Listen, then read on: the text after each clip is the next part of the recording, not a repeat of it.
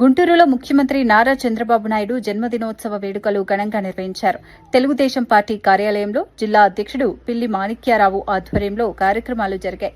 ఈ సందర్భంగా పార్టీ నాయకులు, కార్యకర్తలు కలిసి కేక్ కట్ చేసి చంద్రబాబుకు జన్మదిన శుభాకాంక్షలు తెలిపారు. అలాగే పార్టీ అభివృద్ది దిశగా ఆయన చేసిన సేవలను గుర్తు చేసుకున్నారు.